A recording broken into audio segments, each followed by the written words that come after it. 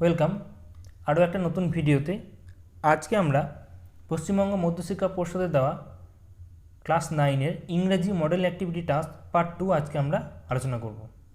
Part 1টা আমরা আগের ভিডিওতে আলোচনা করেছি। যারা ভিডিওটা দেখেনি তারা উপরের আই বাটনে ক্লিক করে সেখানে গিয়ে সরাসরি তোমরা সেই ভিডিওটা দেখতে পারো।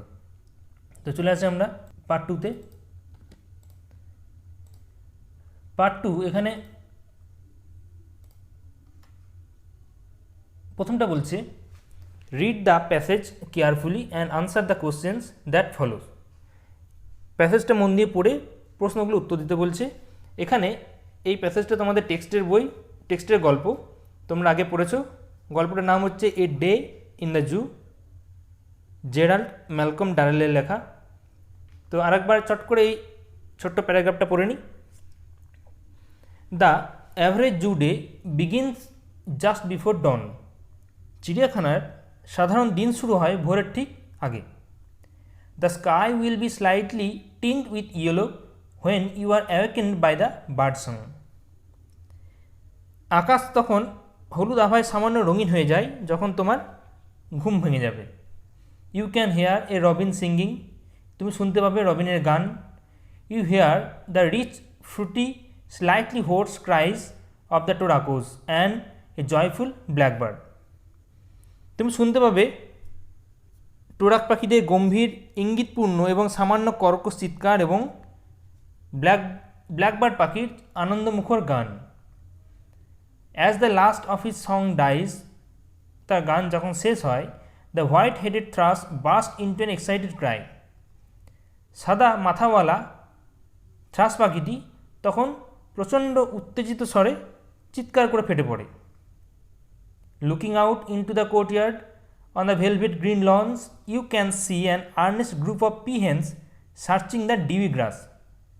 ফাঁকা চত্বরের দিকে তাকালে মকমলের মতো সবুজ ঘাস ভরা জমিতে তুমি তা দেখতে পাবে কি একদল উৎসুক ময়ূরী শিশির ভেজা ঘাসে কিসব যেন খুঁজছে। A male peahen is dancing, his burnish tail raised like a fountain in the sunlight. একটা ময়ূর নাচছে তার চকচকে পেখম তুলে, যেন ঠিক রৌদ্রে ঝর্ণার মতো। এই প্যাসেজটা আমাদের পড়া হলো। এখান থেকে যে প্রশ্নগুলো দেওয়া আছে সেটা দেখে নিই।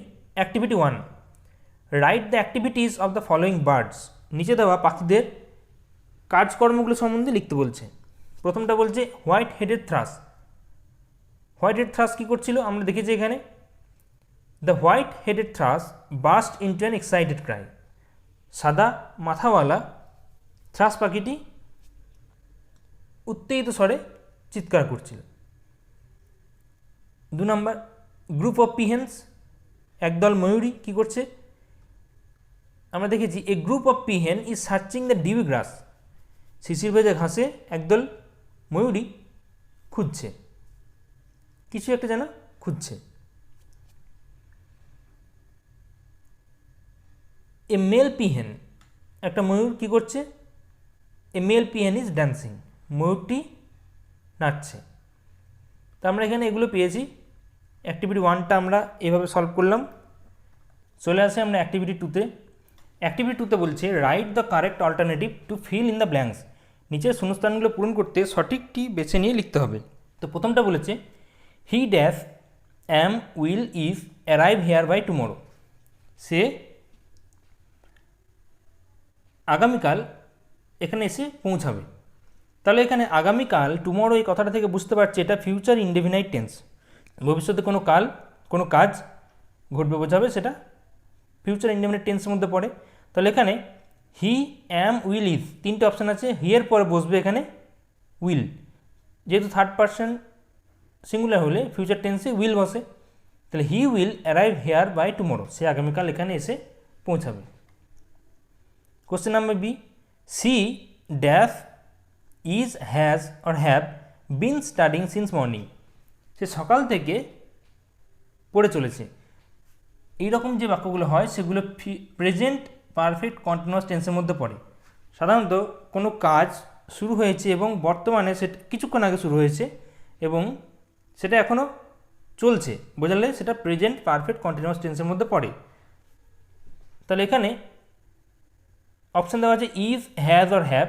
তাহলে এখানে সি এর পরে বসবে কোনটা? হ্যাজ। থার্ড পারসন সিঙ্গুলার হলে তারপরে হ্যাজ বসে। তাহলে she has been studying since morning, সে সকাল থেকে পড়ে চলেছে। Question number C, they have dash come, came, comes from far. তারা দূর থেকে আসিয়াছে। তাহলে এখানে এই বাক্যটা প্রেজেন্ট পারফেক্ট টেন্সে দেওয়া আছে। এখানে দে হ্যাভ, এই হ্যাভ ভার্বের পর ভার্বের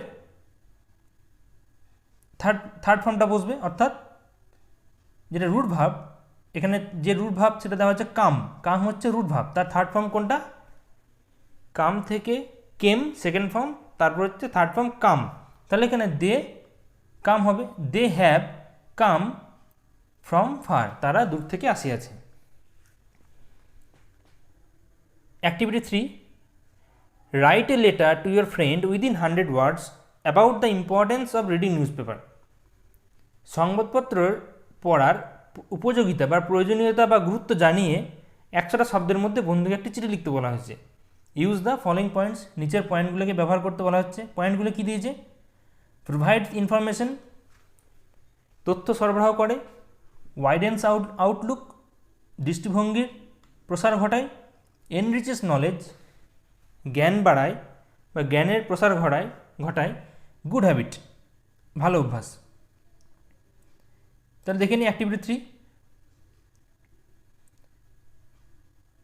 যখন আমরা পার্সোনাল লেটার আমরা যখন লিখি, ব্যক্তিগত চিঠি যখন লিখি, তখন চিঠির ওপরে কোণে এই জায়গায় ডান দিকে হয় সেন্ডার্স অ্যাড্রেস, অর্থাৎ যে পত্র প্রেরক যে চিঠি লিখছে তার ঠিকানা এখানে লেখা হয় এবং নিচে তারিখ দেওয়া হয়। এবং চিঠিটা আমরা এবার লিখতে শুরু করি। এখানে একটা কাল্পনিক বন্ধুর নাম ব্যবহার করেছি, বিকাশ। কি লিখেছি? মাই ডিয়ার বিকাশ, প্রিয় বন্ধু Bikash. I have received your letter, আমি তোমার পত্র পেয়েছি। I know that you are well now, আমি জানি তোমরা সকলে ভালো আছো। I came to know from your letter that you do not read newspaper, আমি তোমার চিঠি থেকে জানতে পেরেছি যে তুমি সংবাদপত্র পড়ো না। Today in this letter I shall tell you the importance of reading newspaper, এই চিঠিতে আমি তোমাকে সংবাদপত্র পড়ার প্রয়োজনীয়তা সম্বন্ধে বলবো। এটা প্রথম প্যারাগ্রাফে আমরা লিখেছি। দ্বিতীয় প্যারাগ্রাফ অর্থাৎ বডি অফ দ্য লেটার, সেখানে কি লিখব? The newspaper plays a vital role in modern civilisation, বর্তমান সভ্যতায়, এই আধুনিক সভ্যতায় সংবাদপত্র একটা খুব গুরুত্বপূর্ণ ভূমিকা পালন করে। Newspaper is one of the most powerful organs of dissemination of news and views among the public, লোকজনদের মধ্যে সংবাদপত্র এবং বিভিন্ন তাদের দৃষ্টিভঙ্গি সম্বন্ধে প্রচার করতে বা জ্ঞাত করতে এই সংবাদপত্র হচ্ছে একটা খুব গুরুত্বপূর্ণ মাধ্যম। It carries information about economy, politics, sports, education, business, art and culture, which help us to enrich our knowledge. এখানে বিভিন্ন ধরনের খবর থাকে, যেমন অর্থনীতি সম্পর্কে, রাজনীতি সম্পর্কে, খেলাধুলা সম্পর্কে, শিক্ষা সম্বন্ধীয়, ব্যবসা সম্বন্ধীয় এবং সাহিত্য এবং শিল্প সম্বন্ধীয়, যেগুলো আমাদের জ্ঞানকে বা জ্ঞান ভাণ্ডারকে বাড়াতে সাহায্য করে। Views of scholars on different subjects which are discussed in it help us two widen hour thoughts. বিভিন্ন বিষয়ের উপরে পণ্ডিত ব্যক্তিদের বা বিজ্ঞ ব্যক্তিদের যে চিন্তাভাবনা বা যে দৃষ্টিভঙ্গি, সেগুলো এখানে আলোচনা করা থাকে এবং এগুলো আমাদেরকে আমাদের চিন্তাভাবনার প্রসার ঘটাতে সাহায্য করে। You cannot take part in the talks and discussions if you do not read any newspaper. তুমি সংবাদপত্র যদি না পড়ো তাহলে কোনো আলোচনা সভায় অংশগ্রহণ করতে পারবে না। Mere bookish knowledge is not sufficient at present. বর্তমানকালে শুধুমাত্র পাঠ্যপুস্তকের জ্ঞানই যথেষ্ট নয়। So you must have the good habit of reading newspaper daily. তাই তোমাকে প্রত্যেক দিন সংবাদপত্র পড়ার যে ভালো অভ্যাস সেটাকে তোমাকে গ্রহণ করতে হবে। No more today. আজকে এ পর্যন্তই। Take my heartiest love and give my respect to your parents. তুমি আমার আন্তরিক ভালোবাসা নিও এবং তোমার পিতামাতাকে আমার সম্মান ও শ্রদ্ধা জানিও। Yours ever Bipin. এখানে বিপিন একটা কাল্পনিক নাম নিয়েছি যে চিঠিটা লিখছে, তাহলে তোমার প্রিয় বন্ধু বিপিন। এখানে বাঁদিকে নিচে রিসিভার্স অ্যাড্রেস, অর্থাৎ যাকে চিঠি লেখা হচ্ছে অর্থাৎ পত্র প্রাপক, তার ঠিকানা এখানে লিখতে হবে। এই চিঠিটা একটা মডেল উত্তর হিসাবে দেওয়া হয়েছে।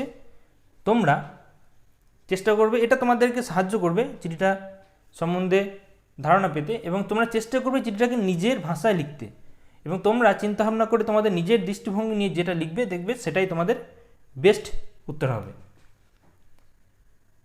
তোমাদের যদি এই ভিডিওটা ভালো লেগে থাকে তাহলে অবশ্যই লাইক করবে এবং কমেন্ট করবে, এবং পরবর্তী ভিডিওগুলো পেতে তোমরা চ্যানেলটিকে অবশ্যই সাবস্ক্রাইব করে নোটিফিকেশানটা অন করে রাখবে, তাহলে তোমাদের পরবর্তী ভিডিও পেতে সুবিধা হবে। এবং ক্লাস 9-এর পার্ট 3 আমরা এর পরবর্তী ভিডিওতে আলোচনা করব। তাহলে আজকে এখানেই শেষ করছি। Thank you.